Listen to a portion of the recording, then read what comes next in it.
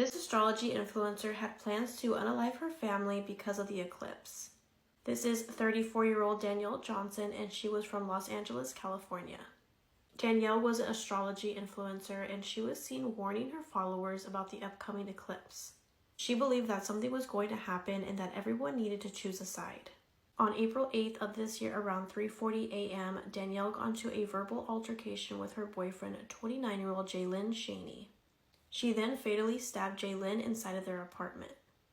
Danielle then took her 2 daughters in her car, and once they were on the freeway, she forcibly pushed them out. Unfortunately, her 8-month-old had died on impact, but her 9-year-old has sustained serious injuries. Once that had happened, Danielle then crashed her car at high speed into a tree in Redondo Beach.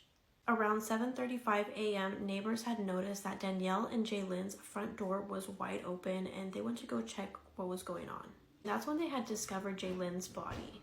Investigators ended up going into the apartment, and that's when they found tarot cards, altars, black feathers, and candles. Danielle's 9-year-old daughter is now under the care of the Department of Children and Family Services. These are serial killers that are now free, part 1. Up first is Issei Sagawa. Issei Sagawa is a Japanese murderer and cannibal who is known for killing Renée Hartfelt in Paris in 1981. He murdered her and then mutilated her body, and then proceeded to eat her entire body over 3 days.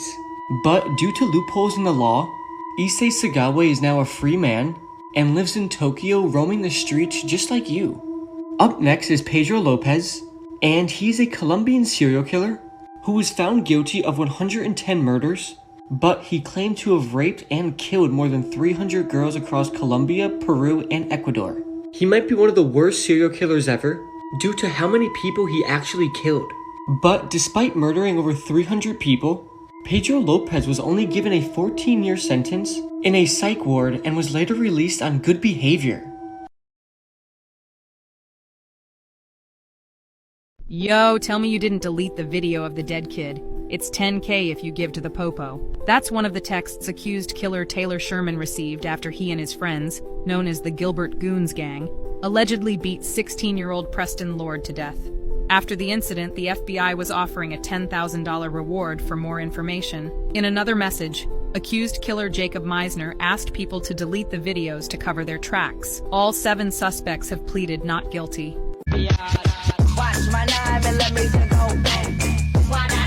This woman was pretending to be a 14-year-old so that way she could sleep with teen boys.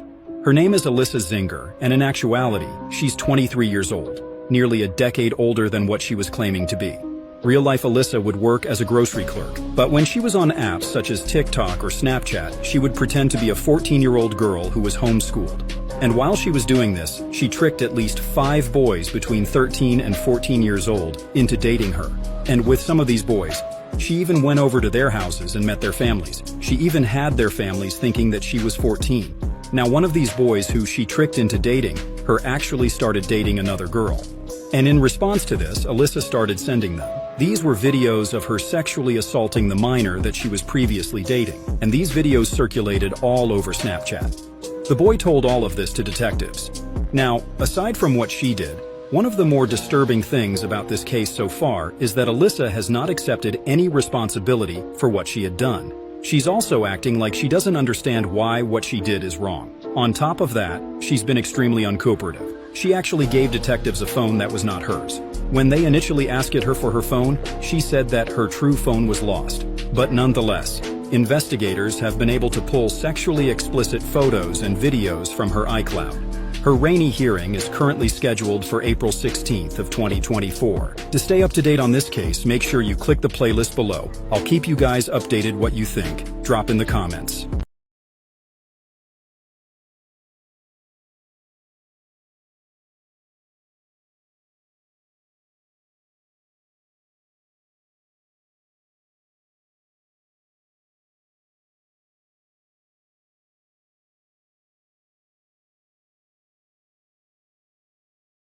This is the terrifying image of a woman cowering on her rooftop, trying to escape an intruder when he pops up behind her. What happened to this woman is like something off a horror film. It was September 2014 and Melora Rivera was at her home in California. Unfortunately for her though, she was not home alone on the day in question, although she was initially unaware of this.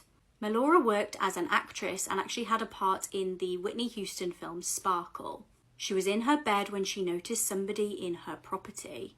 He had apparently broken a panel to reach inside and unlock one of the doors. Terrified, the woman tried to escape onto the roof to alert authorities. She managed to balance up on the roof and ring 911 before, terrifyingly, he jumped up and appeared behind her. This image was captured by a passerby. Thankfully, police arrived on the scene and the man was arrested. He was identified as 29-year-old Christian Hicks. He was swiftly arrested and the woman was rescued off the roof by the fire brigade.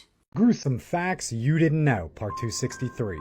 Grace McDaniels was an American freak show performer known as the Mule-Faced Woman. Grace suffered from Sturge-Weber syndrome, and after winning a 1935 Ugliest Woman contest, she was signed on with F.W. Miller's sideshow. She was paid roughly $175 a week and traveled all around America and Canada. She hated being called a freak or the ugliest woman in the world and would often cover her ears and try to hide her face. One evening when she was intoxicated, a carnival handyman impregnated Grace and was never seen again. Grace's son Elmer was deformity-free but grew up to be a morphine-addicted alcoholic who often stole from Grace in the sideshow. He also acted as her manager and tainted her name so badly that carnivals and sideshows would no longer hire her. Dustin Honkin, who became known as Iowa's Walter White, went from nerdy college chemistry student to full-blown meth kingpin. In order to protect his criminal enterprise, he murdered 5 people in 1993.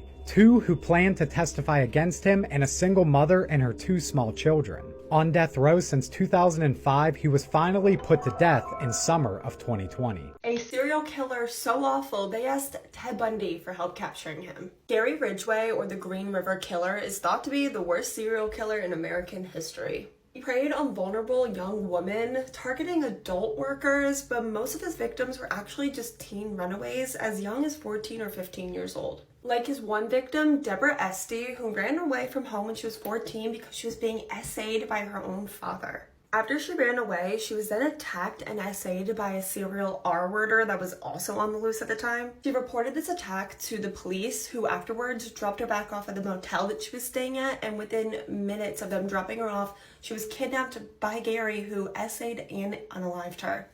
She was only 15 years old. I don't think I'll ever get her story out of my head. It's been reported that Gary has an extremely low IQ, but he's extremely calculated. Like, for instance, Gary would leave cigarette butts with other people's DNA on them around like his victims' bodies to throw off the police. And when Gary was eventually on the police's radar, he was able to pass multiple lie detector tests. Gary Ridgway was attacking and unaliving so many women that at some points they were finding 2 to 3 bodies a week. Gary Ridgway was eventually caught after being on the police's radar for over a decade. The DNA that eventually got Gary, the police had in their custody for over 14 years, but they just couldn't get a match on it because DNA testing just wasn't what it is now. Gary Ridgway did go on to confess to unaliving all 49 women and girls' bodies that they found, but claims there's at least 20 more out there that they just haven't found yet. I don't know if there's a case out there that scares me as much as Gary Ridgway, the Green River Killer. In the comments, let me know what case you'd want to see me cover next, especially if it's a case that really keeps you up at night. Lauren Bobert's son was arrested and is currently facing up to 22 charges.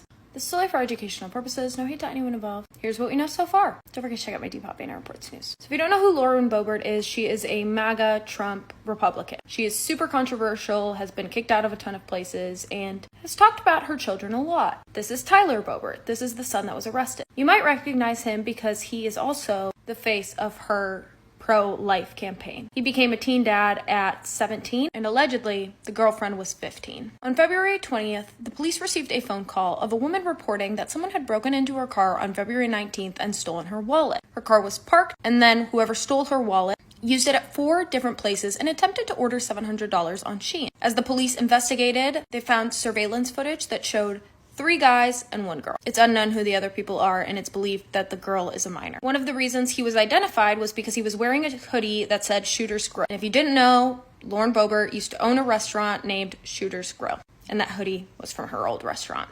Go to part 2.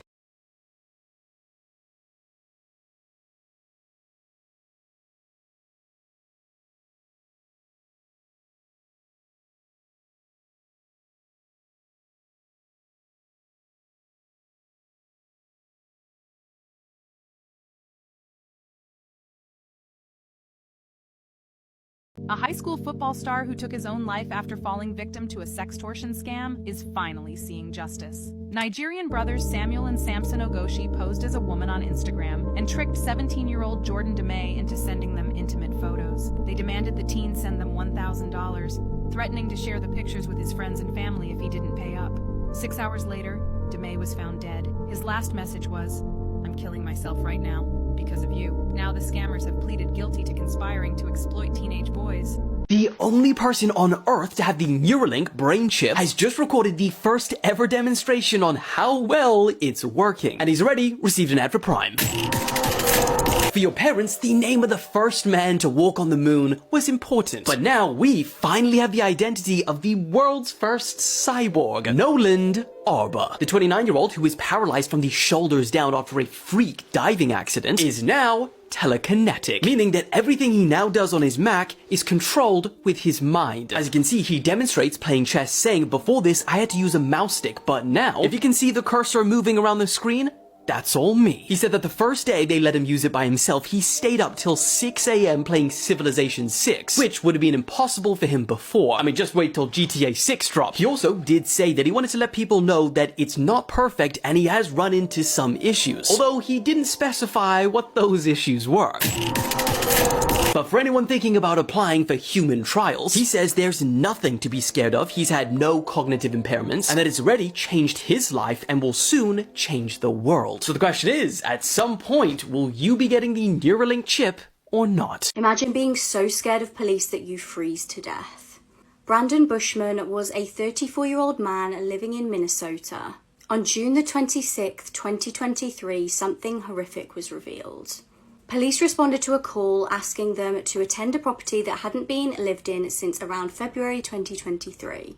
Just after 3:30 p.m, police found Brandon's body inside of a chest freezer in the property. Now, witnesses had seen police in the local area and spotted Brandon run from the upstairs of the house. It's believed that he had a warrant outstanding for his arrest, and it's believed he was trying to evade police. In doing so, he ran to the freezer of the property, presumably hoping to hide there for a short amount of time. However, after climbing into the basement freezer by choice, tragically due to it being an older model of freezer, it had no facility to be opened from the inside. It had a latching mechanism on the outside of the freezer only. Tragically, Brandon was trapped. He couldn't escape the freezer. He was found deceased, and the autopsy showed no evidence of him having any prior injuries or trauma to his body.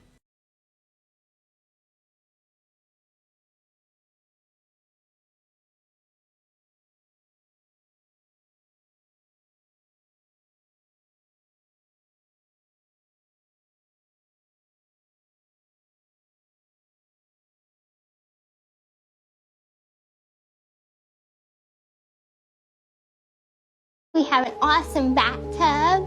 It's a jacuzzi tub meant for my muscles. And we have a wonderful ramp so I can get up and down by myself. The light switches, I can reach them now. I have wider doors so my chair can get through.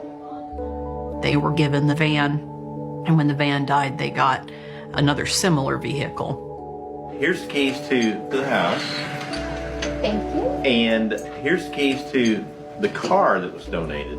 They were also given things like free flights to Gypsy's medical appointments or conferences. As far as Gypsy being sick, you almost wouldn't think that she was. A lot of people who had a lot less wrong with them would probably have done a lot more moaning and wailing about the whole thing. Here she is having tubes being put into her, having needles and treatments, and it was incredibly inspiring to see how Gypsy responded to these conditions. It was unreal.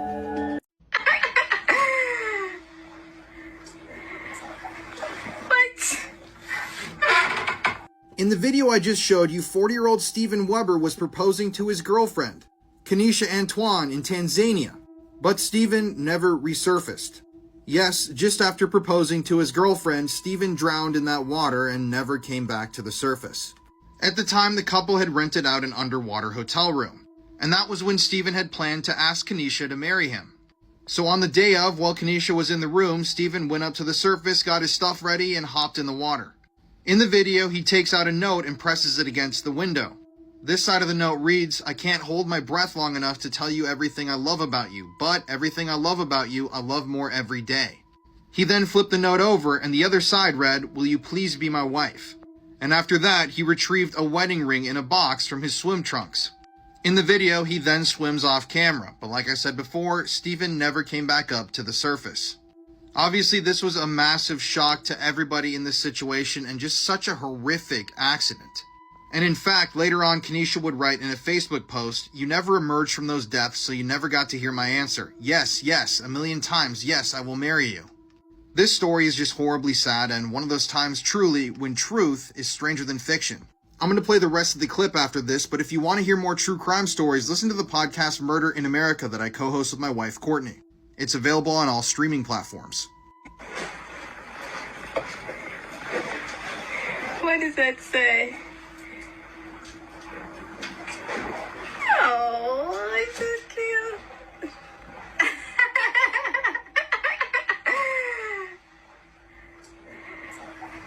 What?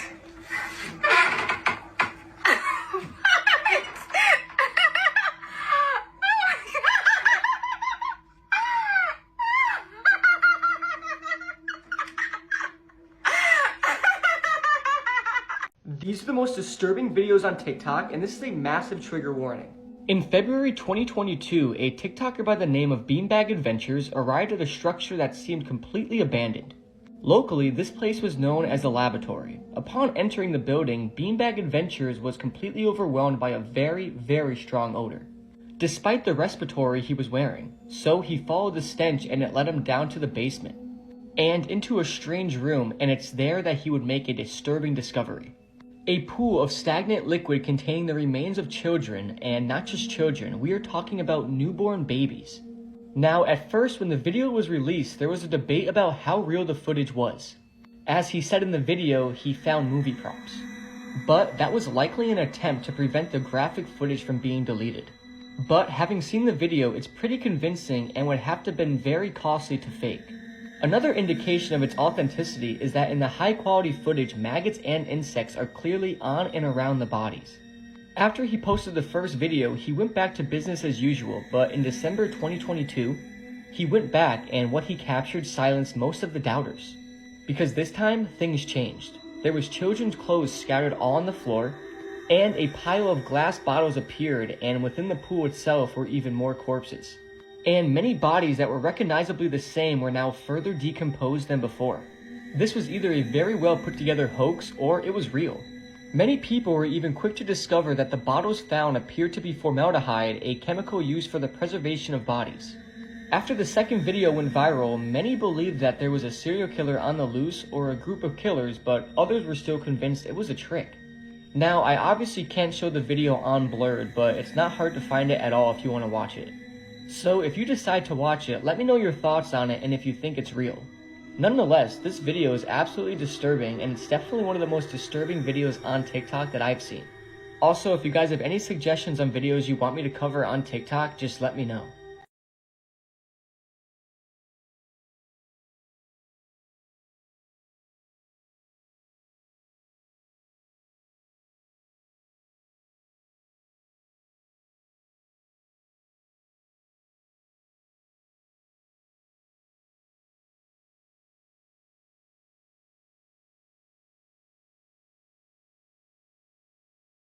Imagine getting married to a man and then 2 years later he chops you into 200 pieces. In 2021, Nicholas Metzen married Holly Bramley. The pair were from Lincoln in the UK. However, after they got married, the relationship completely broke down. Holly told her family she was really struggling. She said Nicholas was coercive and controlling. He would manipulate her, and Holly's family said he was an evil monster. Massive trigger warning here for animals. Nicholas was known to punish Holly in sickening ways, such as killing their pet puppy by putting it in a washing machine. He left the puppy there for her to find. She'd once even run to a police station with their pet rabbits to try and save them from him. Holly was last seen alive on CCTV on the 17th of March 2023. Shortly after, police were asked to do a welfare check for Holly, so they turned up at the couple's flat. What they found deeply concerned them. They could smell a strong scent of bleach, and they noticed bloodstains in the kitchen, bathroom and bedroom. When they asked Nicholas where his wife was, he joked that she might be hiding under the bed. He then told them that she'd gone off with a mental health support group. That was when something horrific was discovered. A member of the public spotted plastic bags floating in the river with them. When they were recovered from the water, they found that inside were human remains, including a human hand. They were identified as Holly's remains. Nicholas initially denied having anything to do with Holly's death. But then investigators made some damning discoveries. He'd taken money out of Holly's account and had also Google searched, what benefits do I get if my wife has died, and can someone haunt me after they die? He eventually pleaded guilty to her murder and admitted to having cut up her body and kept it in the flat for a week. He then contacted 28-year-old Joshua Hancock to dispose of the body. He paid him to do this. He tried to claim that he was being abused by Holly, and he showed investigators a bite mark on his arm. However, an expert examined the bite mark and stated that it appeared that that bite had occurred while Holly was actually in a headlock. Joshua also pleaded guilty for his part in this horrific crime. Frustratingly, it later transpired that Nicholas actually had numerous convictions against previous partners prior to marrying Holly. He'd been convicted for domestic assault as well as disclosing sexual images and breaching a restraining order. Holly's mum, Annette, spoke in court about how Nicholas had condemned the family to a life sentence of grief. He's actually due to be sentenced today, so I will update you guys in the comments as to what his sentence is. This is wild. Although the video you're watching looks like a scene straight up out of a zombie movie, this is real life footage from Myanmar. And the reason all of these people are swarming this mine is just as dark. The hills of Kachin hold the finest jade in the world, which earns billions of dollars for the companies who mine them. But it's not just the mining companies who are searching for these precious stones. Every year they leave behind huge heaps of waste that thousands of scavengers then pick through, desperately hoping to find a rock that would change their lives. But because they are there illegally, their lives are under constant threat from landslides, falling from heights, and raids from soldiers protecting the site. For perspective, in just the last 10 landslides, which can happen every few months, a staggering 600 people have died, many of which are only found when mining operations begin again during the next season's digging process. And because the conditions are so rough for scavengers, many are forced to turn to heroin to ease muscle pain but quickly become addicted. Drug use around these sites are widely accepted, and needles are as common as soda cans on the floor. Locals say you see people in the early morning, half asleep, walking around with needles in their arms, or eating noodles with a syringe on their ear, just like you'd put a cigarette. And even if you are lucky enough to find a rock, by law, you can be arrested on the spot for just touching it. And that's why locals believe it has become a cursed treasure for them. But regardless, up to 400,000 people in Myanmar are said to rely on the dangerous job of illegal scavenging.